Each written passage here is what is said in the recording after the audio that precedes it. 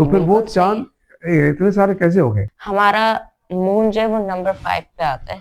हाँ, सच्ची बात है। आपने शीशा देखा हुआ है? ऐसा लग रहा है जैसे बस उड़ रहे हैं। कभी ख्याल आया कि हम चांद में ऐसे घूमेंगे? तो ये इसको इसलिए दोजख कहते हैं। इस पे साइकिल पे हमारी दादा, दुआ है। बस एक और चीज बताऊं। जी जी पोता। और आज लोग जो है वो डरते हैं काफी मेगाबाइट्स के ऐप्स डाउनलोड करके। बिस्मिल्लाहिर्रहमानिर्रहीम। नाज़रीन अस्सलाम वालेकुम। कहिए कैसे हैं आप? ठीक हैं, खैरियत से हैं? गुज़श्ता जो व्लॉग था उसमें अयान बिन उसामा की बातें आपने सुनी, और इस व्लॉग में भी मैंने आपसे वादा किया था कि जो बकिया रिकॉर्डिंग है वो आपको ज़रूर दिखाऊंगा। मैं उनके घर गया था रिकॉर्डिंग करने के लिए, तो जो बकिया रिकॉर्डिंग है मैं आपको दिखा देता हूँ। इस रिकॉर्डिंग में, इस एपिसोड में और भी ज़्यादा मज़ेदार बातें हैं। यकीनन आप एंजॉय करेंगे।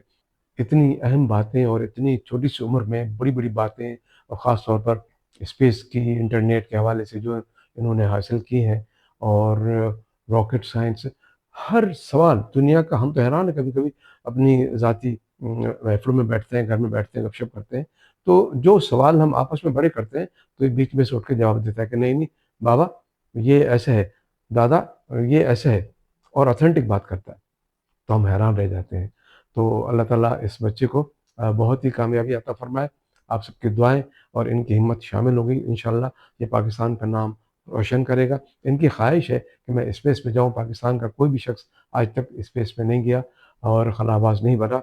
इनका जो शौक़ है वो खलाबाज़ बनना है। अल्लाह ताला इसको ज़रूर बनाएगा। आइए हम इनका दूसरा जो एपिसोड है वो देखते हैं। जी नाज़रीन, एक बार फिर आपकी खिदमत में हम हाज़िर हैं। अयान बिन उसामा हमारे साथ मौजूद हैं। गुज़श्ता प्रोग्राम में बहुत तवील बात हो गई थी और बड़ी मालूमाती बातें थी, एस्ट्रोनॉमी के हवाले से भी और ज्योग्राफ़ी के हवाले से।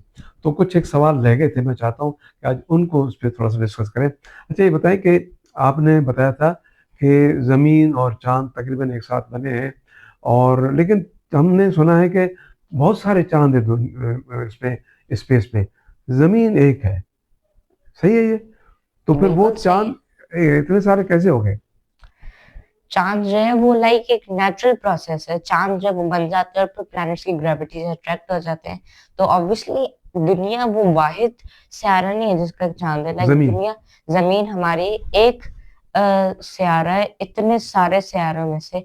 हमारी ओन गैलेक्सी मिल्की वे में 50 बिलियन से ज्यादा अर्थ लाइक प्लैनेट्स और उससे ज्यादा भी सियारे होंगे। तो ऑब्वियसली हमारे पास बहुत सारे चांद हैं हर एक सियारे के। लाइक सोलर सिस्टम में मरकरी और वीनस का कोई चांद नहीं है। हमारी दुनिया का एक चांद है। मार्स के 2 चांद हैं। और गैस जाइंट के तो बहुत सारे हैं। जुपिटर के लाइक 79 है, 79 चांद। सैटर्न के 82 चांद हैं। यूरेनस के 27 और नेपच्यून के 15। यानी तमाम जितने भी सैयारे हैं उनके अपने-अपने चाँद हैं। अच्छा। तमाम नहीं, कुछ। कुछ तो ज़मीन का जो चाँद है, हम ज़मीन से जो देखते हैं एक चाँद, ये सबसे बड़ा चाँद यही है या इनसे बड़े हैं? इनसे भी बड़े। हमारा जो चांद है वो इस सोलर सिस्टम में 5 नंबर पे आता है सबसे बड़े चांद में से। अच्छा, असली में इस सोलर सिस्टम में जो सबसे बड़ा चांद है वो एक जुपिटर का चांद है जिसका नाम गैनीमेड है। वो अच्छा। मरकरी से, प्लैनेट मरकरी से भी बड़ा है। और फिर सैटर्न का भी एक चांद है टाइटन, वो भी प्लैनेट मरकरी से बड़ा है। तो गैनीमेड नंबर 1 पे आता है और टाइटन नंबर 2 पे आता है। हमारा मून जो है वो नंबर 5 पे आता है। अच्छा, तो आपने कितने चाँद देखे हैं?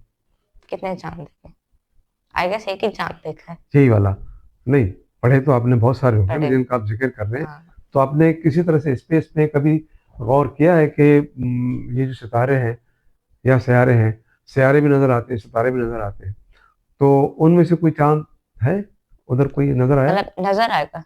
नहीं, अगर आप आसमान में देखें नॉर्मल आंखों के साथ तो आपको एक चांद नहीं नजर आएगा, क्योंकि सियारे बड़े हैं इसलिए नजर आ जाते हैं। लेकिन चांद फिर भी छोटे हैं तो वो इतनी आराम से नजर नहीं आते। प्लस चांद जो है वो अपने पेरेंट प्लैनेट की ब्राइटनेस से ज्यादा डिम्ड हो जाते हैं। ये बेसिकली ऐसा है जैसे सूरज की रोशनी से तमाम सितारे नजर ही नहीं आते आसमान में। हमने सुना है कि चाँद की अपनी रोशनी नहीं है। हाँ, सच्ची बात है। सच्ची बात है? चांद का तो सरफेस चाँद तो रिफ्लेक्टिव हमें है। रोशनी देता है, रात में दिन कर देता है, मैं और वही चाँद बता रहा पे हूँ। लोग चलते हैं, चाँद पे सफ़र कर रहे होते हैं। पहले तो बिजली नहीं थी, लाइट नहीं थी, तो पूरी दुनिया चाँद पे चलती थी, चाँद की रोशनी में। तो ये उसके पास रोशनी कहाँ से आ गई? असली में चाँद की अपनी रोशनी नहीं है, चाँद चाँद तो आपने पत्थर कहा ना का बना पत्थर हुआ है। हाँ, पत्थर, हाँ। या चाँद असली में उसकी सरफेस थोड़ा रिफ्लेक्टिव है। हुँ, तो क्या कहते हैं, रिफ्लेक्टिविटी, जैसे आपने शीशा देखा हुआ है, उस हुँ, पे टॉर्च लाइट मारे, आपकी आँख में वापस टॉर्च नज़र आएगी आपको, है ना, ठीक है। शीशे में।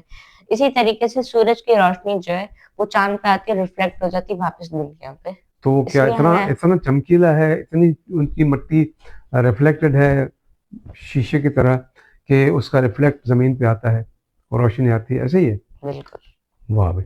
बड़ी अच्छी मालूमात आपने आज हमें दी है और अब दिल तो चाह रहा है कि बहुत आपसे बातें करते रहें और कुछ चीज़ें समझ में मुझे तो बहुत कम आती हैं, आपको यकीनन आई होंगी। ठीक है, हमारे जो व्यूअर्स हैं ना, वो हमसे बहुत तेज़ हैं, मुझसे तो, आपसे शायद कम लेकिन मुझसे बहुत तेज़ हैं। ठीक है, अच्छा ये बताएँ, आपकी कभी ऐसी ख़्वाहिश रही? क्योंकि आपने सुना था कि भई 1972 और उससे पहले जो चाँद पे लोग गए थे, तो आपकी भी ख़्वाहिश होगी, कि मैं भी कभी चाँद पे जाऊँ? बिल्कुल। है? कैसे जाएँगे? क्या बनाएँगे? किस पे जाएँगे? ऑब्वियसली रॉकेट पे ही जाना पड़ेगा। अच्छा, तो वो जो 1972 में गए थे, नील आर्मस्ट्रांग नील और आर्मस्ट्रॉन्ग 1969 में गए 69 थे। I am sorry, yes. तो उस वक़्त वो गए थे, तो वो उसको हम तो अपनी ज़बान में चाँद गाड़ी कहते हैं। वैसे उसका असल नाम क्या है? उस हुँ, रॉकेट का असली नाम जो है वो सैटर्न 5 है। हुँ, और चाँद गाड़ी जो है वो आपने देखा होगा चाँद पे ना गाड़ी की तरह होती है। उसका असली नाम लूनर बगी है। अच्छा, हुँ। तो वो वहाँ गई थी, वहाँ चाँद पे। वो असली में एक लूनर लैंडर होता है। उसके अंदर जो बगी रखी होती है वो फ़ोल्डेबल होती है। वो हुँ, फिर उसे निकालते हैं और फ़ोल्ड आउट करते हैं और फिर उसे चलाते हैं। उसे वापस रखने का कोई तरीका नहीं होता। तो अगर आपने कोई फुटेज देखी हो लूनर मॉड्यूल की, वो शायद उस लूनर बगी के कैमरा से ली गई हो। अच्छा चाँद पे हम ये देखते हैं कि लोग जो है ना, इतना बड़ा वज़न होता है पहना हुआ, इतने बड़े वज़नी भी होते हैं, फिर भी वो ऐसे ही हवा में उड़ रहे होते हैं, सही पैर नहीं रख सकते और अपने आप को ऐसा लग रहा है जैसे बस उड़ रहे हैं, तो ये क्या वजह है? वो भी तो ज़मीन की तरह है ना? असली में वज़न जो है वो ग्रेविटी डिटरमाइन करती है। हुँ, आपका स्पेस में वज़न नहीं होता। क्यों? क्योंकि स्पेस में ग्रेविटी नहीं है। चाँद में कम ग्रेविटी है, तो इसलिए आपका वज़न कम होता है। यानी कम ग्रेविटी है चाँद कम में, ज़मीन ग्रेविटी है, ज़्यादा है। तो आपका बेसिकली कम ग्रेविटी है। इस दुनिया में ग्रेविटी 9.8 मीटर्स पर सेकंड स्क्वायर है। चाँद पे 1.6 मीटर पर सेकंड स्क्वायर है। अच्छा, तो हुँ। इसीलिए महसूस नहीं होता, अपना ही वज़न महसूस नहीं होता। अपना वज़न महसूस होता है। लेकिन ये ऐसा है जैसे आप एक स्विमिंग पूल के अंदर है और छलांग मार रहे हैं पानी के अंदर, वैसा अच्छा, फ़ील होगा थोड़ा। तो आप स्विमिंग पूल में जाते हैं ना? कभी ख़्याल आया कि हम चाँद में ऐसे घूमेंगे? हैं? हाँ, लेकिन हम चाँद पे टाइल्स नहीं होंगे, पत्थर और मिट्टी होगी। मिट्टी होगी, लेकिन आपकी ख़्वाहिश है कि आप चाँद पे जाएँ, जी, ठीक है ना? इस वक़्त जो इंसान ज़ात है, वो सिर्फ़ चाँद पे गए हैं और किसी सियारे पे नहीं गए। गए? नहीं, सिर्फ़ हम चाँद पे गए, चाँद से आगे कोई भी इंसान कहीं नहीं गया। उसकी वजह? उसकी वजह चाँद के बाद हमसे सबसे करीबी प्लैनेट वीनस है और हुँ, वीनस बेसिकली दोज़ख कहलाती है। मैं कभी किसी और प्रोग्राम में बताऊँगी क्या क्यों? कहलाती है? दोज़ख। अच्छा, थोड़ा-सा बता दें क्यों? अच्छा, थोड़ा-सा बता देता हूँ। हुँ, प्रेशर वहाँ उतना ही है जितना समंदर के सबसे नीचे प्रेशर होता है। टेम्परेचर वहाँ 470 डिग्री सेल्सियस से ज़्यादा है और ओह! वहाँ सल्फर डाइऑक्साइड के बादल हैं, जहाँ एसिड रेन होती है बहुत ज़्यादा और वहाँ कार्बन डाइऑक्साइड का एटमॉस्फेयर है। ना आप साँस ले सकते हैं, आप और आप पहले ही फट जाएँगे जैसे ही आप वहाँ आएँगे और आप जल जाएँगे। लेकिन डिटेल थोड़ी ही बाद में। तो ये इसको इसलिए दोज़ख कहते हैं। अब आप हाँ, और देखिए ना वीनस पे भी पहुँचने के लिए आपको 4 महीने लगेंगे, तो आप मार्स पे जा सकते हैं, लेकिन मार्स पे भी जाने के लिए आपको 7 महीने चाहिए और फिर सबसे बड़ा मसला स्पेस में स्टे करने का है ग्रेविटी। लाइक हम हमारे बोन्स और मसल जो है वो इवॉल्व्ड और एडैप्टेड नहीं है वीकर ग्रेविटी के लिए और मार्स पे वीक ग्रेविटी तो एस्ट्रोनॉट्स को हद से ज़्यादा एक्सरसाइज़ करनी पड़ेगी कि वो लाइक वीक ना हो जाए वहाँ। 4 महीने 7 महीने तो कोई मसला नहीं है, मैं तो खाली चला जाऊँगा। 7 महीने रास्ता मार्स पे जाने के लिए, 7 महीने वापस का रास्ता। किस पे? साइकिल पे?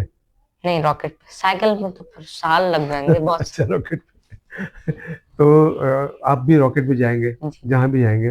अपना रॉकेट बनाएंगे। रॉकेट से भी आपकी काफ़ी दिलचस्पी है ना? जी। रॉकेट साइंस जो है आपने, मैं आपको देखता था कि आप छोटे छोटे रॉकेट होते थे, जैसे ये जहाज़ है, इस तरह से मुख्तलिफ रॉकेट्स होते थे, और आप कंप्यूटर पे नाजरीन ये रॉकेट बना लेता था और उनको पुर्जे एक एक अलग कर देता था, फिर ज्वाइन कर देते थे, फिर उनको उड़ाना, फिर रॉकेट, पता नहीं क्या क्या चीज़ें भरा।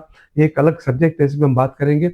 बहुत शुक्रिया यार, आपने बड़ी अच्छी बातें बताई, और मुझे उम्मीद है कि ये जितनी भी अच्छी बातें हैं इस साइंस के हवाले से हमारे नाज़रीन में यकीनन दिलचस्पी भी पैदा हो गई होगी और उनकी नॉलेज में इजाफा भी हुआ होगा। तो हमारी दादा, दुआ है। बस एक और चीज बताऊं। जी जी पोता, बताइए। 1969 में सैटर्न 5 लॉन्च हुआ था। आप 1969 में कंप्यूटर्स वीक होते थे।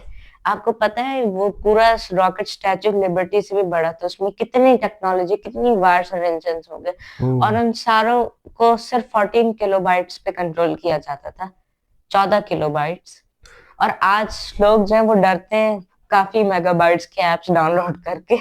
बिल्कुल। अच्छा, मैं तो हैरान हूँ, मैं इत्तेफाक हुआ है मेरा नाज़रीन कि मैं अमेरिका में एक शहर है वाशिंगटन डीसी, वहाँ पर भी इनका पूरा एक म्यूज़ियम है बहुत बड़ा, जिसमें ये नासा की, वो नासा का म्यूज़ियम कहलाता है। उसमें वो जहाज़, वो रॉकेट, वो चीज़ें, वो जो चांद गाड़ी, वो सब कुछ मौजूद है वहाँ पर, वो हमने देखी है। तो वाकई वो तो खैर अपनी जगह पे वो हकीकत है, इसमें कोई शक नहीं। लेकिन आज से 50 साल पहले या 80 साल पहले लोग ये सोच भी नहीं सकते थे कि चांद तक भी इंसान पहुंचेगा, लेकिन वो चीज़ें मौजूद है। ठीक है ना? बहुत शुक्रिया आपका अयान। तो इंशाल्लाह बाकी बातें कुछ और प्रोग्रामों में करेंगे। नाज़रीन, आज का प्रोग्राम आपको कैसा लगा? अच्छा लगा तो लाइक करें, और अगर आपको बहुत अच्छा लगा तो शेयर करें अपने दोस्तों में, अपने रिश्तेदारों में। और अगर आप इस प्रोग्राम की चाहते हैं कि इस तरफ और आगे बढ़ना चाहिए, और आपकी चना ऑनलाइन की चीज़ें, उनके ब्लॉग्स आप तक पहुँचे, तो फिर आप इसको सब्सक्राइब ज़रूर करें। अपने मेज़बान खलील चन्नों को इजाज़त दीजिए। अल्लाह निगहबान।